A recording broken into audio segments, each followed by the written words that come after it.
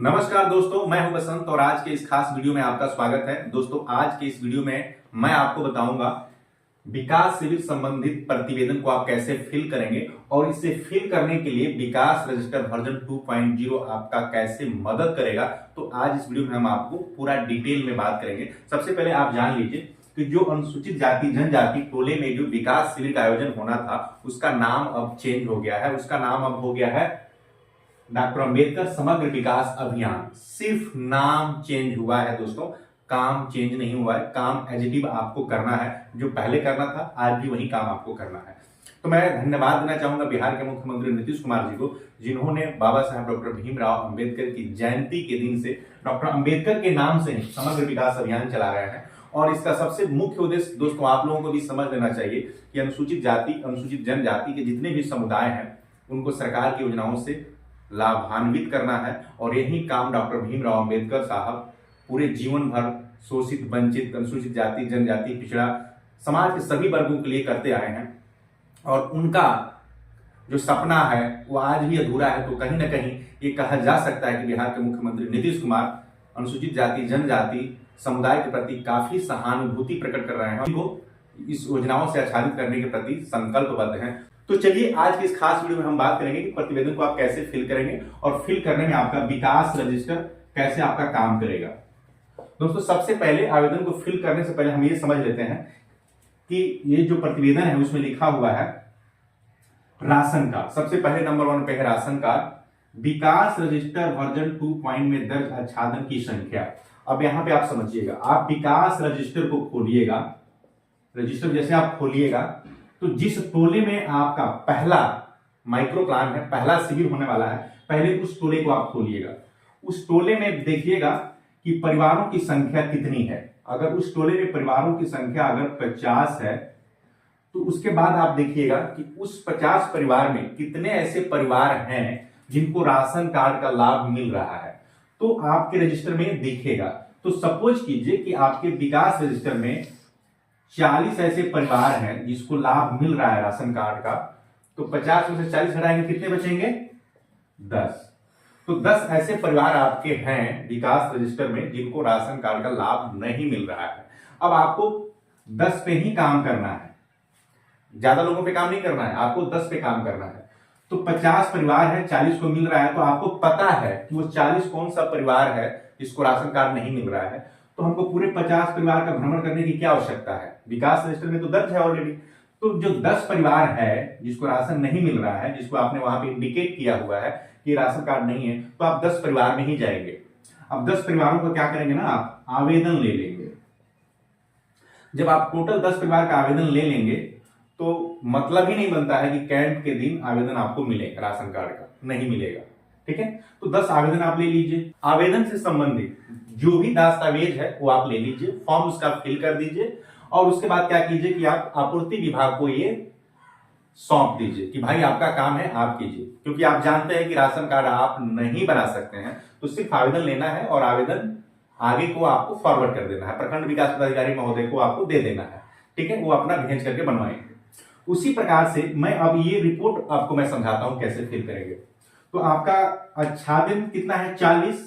आवेदन की कैंप में कितने प्राप्त हुए? कैंप की तैयारी में आवेदन कितने प्राप्त हुए? 10।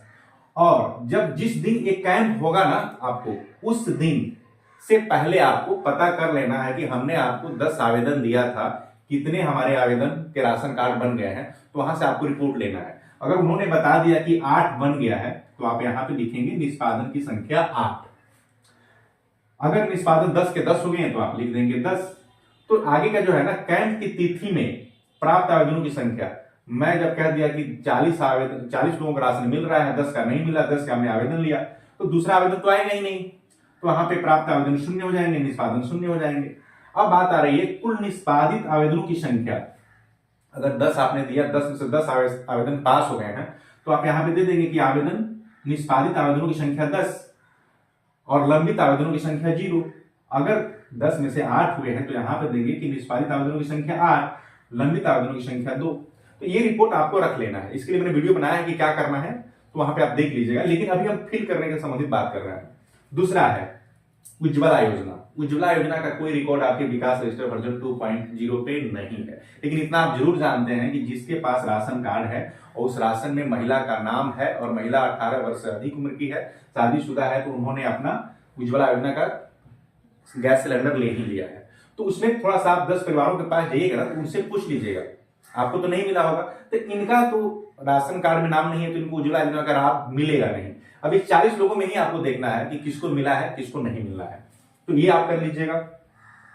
औपचारिक शिक्षा हेतु विद्यालयों में दाखिला, इसके लिए भी हमने विकास रजिस्टर वर्जन 2.0 में अपडेट कर दिया है कि किनके पास जन्म प्रमाण पत्र है, किनके पास आधार कार्ड है और कौन कौन से बच्चे स्कूल में पढ़ने नहीं जाते हैं। तो वो भी डाटा आपका विकास रजिस्टर वर्जन 2.0 पे है, वहां पे आप देख करके सिर्फ उसी परिवार को आप टच कीजिएगा जिसके परिवार में बच्चे विद्यालय नहीं जाते हैं।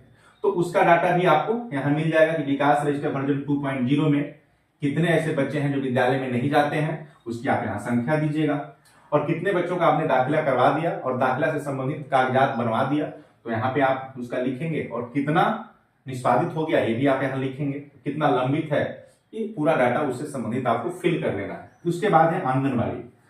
आंगनबाड़ी 6 साल से पहले के जो बच्चे होते हैं, 5 साल के बच्चे, वो आंगनबाड़ी में जाते हैं, तो उसका आपको ध्यान रखना है कि भाई कौन कौन से ऐसे परिवार हैं जिनके बच्चे आंगनबाड़ी में नहीं जा रहे हैं, तो उनको आंगनबाड़ी में सजेस्ट कर देना है कि आपको आंगनबाड़ी में पढ़ने जाना चाहिए। ठीक है। उसके बाद से जन्म में मृत्यु प्रमाण पत्र के अस्य आच्छादन, ये भी डाटा आपने विकास रजिस्टर वर्जन 2.0 में आपने अपडेट किया हुआ है कि किसके पास जन्म प्रमाण पत्र है और किसके पास नहीं है, तो वहां से भी आप ये रिपोर्ट ले लेंगे, क्योंकि रिपोर्ट का मुंह में मुंह मिलना चाहिए। आप सपोज कीजिए, मैं इसी पे एग्जांपल देता हूं, राशन कार्ड पे ही 50 परिवार है, 40 को मिलता है और आपने आवेदन दिखाया 20। अगर आपने आवेदन 20 दिखाया कि हमने 20 आवेदन लिया, तो आपका डाटा तो मैच ही नहीं करेगा ना। जब 40 को मिलता है, 20 को आपने आवेदन ले लिया, तो 60 हो जाएंगे, यहाँ पे 50 है, तो 10 आवेदन बढ़ कैसे गए? तो उसमें बात ये हो सकती है कि हो सकता है कि परिवार आपने ऐड यहां नहीं किया हो, इसलिए 10 आवेदन बढ़ गए, या तो आपने रिपीटेड आवेदन ले लिया है। तो इस तरह से क्या है ना कि डाटा मैच नहीं करेगा, और ऐसे मैच नहीं करेगा तो एक बहुत बड़ा इंपैक्ट पड़ेगा विकास रजिस्टर वर्जन 2.0 पे, तो इसका भी आपको खास ध्यान रखना पड़ेगा। उसके बाद है आधार कार्ड निर्माण। बहुत सारे ब्लॉक में आधार कार्ड अभी बन नहीं रहे हैं, लेकिन अगर उनके जन्म प्रमाण पत्र हैं तो संबंधित डॉक्यूमेंट्स को आप लेकर के और प्रखंड विकास पदाधिकारी महोदय को आप दे देंगे, ताकि वो कैंप लगवाएं और आधार कार्ड बच्चों का बन सके। उसके बाद है कुशल युवा प्रोग्राम, कौशल विकास प्रोग्राम। देखिए, अगर हमारा 50 परिवार है, तो जाहिर सी बात है कि हम 50 परिवार में भ्रमण करते हैं, तो हमको ये पता जरूर है कि किसके घर के बच्चे पढ़ रहे हैं, किसके घर के बच्चे नहीं पढ़ रहे हैं। तो कुशल युवा प्रोग्राम, कौशल विकास कार्यक्रम में तो वही लोग जाएंगे ना जो पढ़े लिखे होंगे, 8वीं 10वीं मैट्रिक इंटर जो पढ़े लिखे हैं, उसी को हम क्या है कुशल युवा प्रोग्राम दशरथ मांझी कौशल विकास योजना के अंतर्गत उनको प्रशिक्षण दिलवा सकते हैं। लेकिन जो लोग पढ़े ही नहीं है, तो उसको आप कैसे दिलवाएंगे? तो ये आपको ध्यान में होना चाहिए कि आपके परिवार में, आपके टोले में कितने लोग हैं जो इस योजना के लाभ लेने वाले हैं, वो भी आप विकास रजिस्टर वर्जन 2.0 पे अपडेट किया है, वहां से पूरा आंकड़ा आपको मिल जाएगा। आप एक्सेल शीट में उसे डाउनलोड कर सकते हैं, और उससे क्या है पता चल जाएगा कि किस परिवार में कौशल विकास योजना से आच्छादन नहीं है, तो उसका भी रिपोर्ट आपको विकास रजिस्टर पे आसानी से मिल जाएगा। उसके बाद है मुख्यमंत्री निश्चय एवं स्वयं सहायता भत्ता योजना। आपको पता है कि स्वयं सहायता भत्ता योजना उसी को दिया जाता है जो बच्चा इंटरमीडिएट पास कर गया है, मैट्रिक पास, इंटरमीडिएट पास कर गया है, सरकार उसको 1000 रुपया सहायता भत्ता देता है 2 सालों के लिए। तो ये तो आपको जानना पड़ेगा कि उस टोले में अगर 50 परिवार है, तो कितने बच्चे यहाँ पे कौन से परिवार के बच्चे पढ़ रहे हैं, जो कि आप विकास रजिस्टर वर्जन 2.0 पे आपने अपडेट किया है कि कौन सा बच्चा, उसके परिवार में कौन से बच्चे पढ़ रहे हैं नहीं पढ़ रहे हैं, तो ये भी आपके विकास रजिस्टर में दर्ज होगा, वहां से आंकड़ा आप निकाल लीजिएगा। ई श्रम कार्ड, बिहार भवन सन निर्माण कल्याण ई श्रम कार्ड और लेबर कार्ड, ये थोड़ा जानना मुश्किल है, इसके लिए पूछना ही पड़ेगा आपको कि कौन कौन लोग ई श्रम कार्ड बनवाए हैं और कौन कौन लोग लेबर कार्ड बनवाए हैं, तो इसका भी आप पता कर सकते हैं, पूछ कर ही ये रिपोर्ट आपको फिल करना होगा, तो इसका भी आप खास तौर पे ध्यान रखेंगे। आयुष्मान भारत कार्ड का लॉजिक दोस्तों मैं आपको बता देता हूं कि वर्ष 2011 में जो भी जनगणना हुआ था, तो उसी के आधार पर राशन कार्ड बना था। तो जिनका राशन कार्ड में नाम है, उन व्यक्तियों का आयुष्मान भारत कार्ड बनाना आसान है, क्योंकि वहां पे सिर्फ वेरीफाई किया जाता है मोबाइल के ओटीपी से या आईरिस से या फिंगर से ऑथेंटिकेट करके वेरीफाई किया जाता है। तो जिन लोगों का राशन कार्ड में नाम है, उनका क्या है कि आयुष्मान भारत कार्ड बन जाता है। तो लोगों ने राशन कार्ड की जो दुकान है, जन वितरण प्रणाली की दुकान पे बहुत सारे लोगों ने जाकर के अपना आयुष्मान भारत कार्ड बनवा लिया है, लेकिन लोगों को पता नहीं है कि हमने बनवाया है कि नहीं बनवाया है।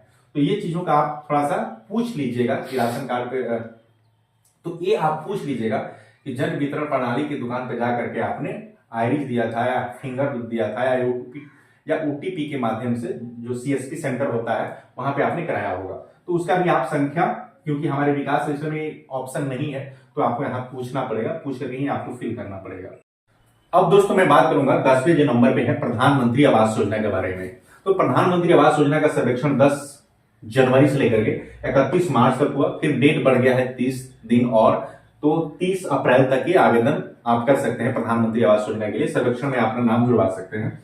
तो उसमें आपने जो भी काम किया है, जो विशेष अभियान चलाया गया था आवास सर्वेयर के साथ रह करके, तो उसमें जितने आप लोगों का नाम जुड़वाए हैं उसकी आप एक सूची तैयार कर लीजिएगा। इसमें आप फिल करना होगा आपको, और जितने लोगों का आपने जॉब कार्ड बनवाया होगा वो जॉब कार्ड के फॉर्मेट में भर दीजिएगा। तो इसमें आपको एक लॉजिक बताते हैं आपको, प्रधानमंत्री आवास योजना का एक लॉजिक मैं आपको बताता हूं। जैसे मान लीजिए आपके टोले में 50 परिवार है, तो 50 परिवार को आवास योजना का लाभ तो नहीं मिलेगा, क्योंकि इसमें से बहुत सारे ऐसे लोग हैं जो इंदिरा आवास का लाभ ले चुके हैं, और आप विकास रजिस्टर वर्जन 2.0 पे जो नए कॉलम ऐड हुए हैं उसमें आपने फिल कर दिया है। तो मान लीजिए इसमें से 50 लोगों में से 30 लोग या 35 लोग इंदिरा आवास योजना का लाभ ले लिया, तो कितना बचा? 15। तो आपको 15 में ही काम करना है ना, क्योंकि आपको ये 50 लोगों में 35 लोगों का आंकड़ा आपको प्राप्त हो गया है कि इंदिरा आवास का एक लाभ इनको मिल चुका है। तो बचे कितने? 15। तो 15 के लिए आप क्या करेंगे? प्रधानमंत्री आवास योजना का लाभ दिलाने के लिए काम करेंगे। 15 का आप जॉब कार्ड बनवाएंगे, जॉब कार्ड, और 15 का नाम आप जुड़वाएंगे। तो कहने का मतलब यहाँ आपको आंकड़ा एग्जैक्ट होना चाहिए। यहाँ पे आपको दिखाना पड़ेगा कि विकास रजिस्टर में आच्छादन की संख्या प्रधानमंत्री आवास योजना पहले से कितने मिले हैं। मान लीजिए इंदिरा आवास में 35 मिल गया और 15 बचा, तो 15 में से 2015 से जो प्रधानमंत्री आवास योजना चल रहा है, तो इसमें से भी तो बहुत सारे लोगों को मिल ही गया होगा, तो उसकी जांच आपको करना पड़ेगा। तो मान लीजिए इसमें से 5 लोगों को अगर मिल भी गया होगा तो 10 लोग बचेंगे, तो आपको 10 लोगों पे ही काम करना है। तो पूरा आंकड़ा मुंह में मुंह मिलना चाहिए यहाँ पे। उसी प्रकार से जॉब कार्ड का। दोस्तों ऐसे तो वीडियो हमारा बहुत ज्यादा लंबा हो जाए, तो हम नेक्स्ट वीडियो में आपको बताएंगे। अभी तक हमारे वीडियो पे बने रहे। अगर वीडियो आपको अच्छा लगे तो लाइक कीजिएगा, चैनल को सब्सक्राइब कीजिएगा, और अभी तक बने रहे बहुत बहुत आपको धन्यवाद।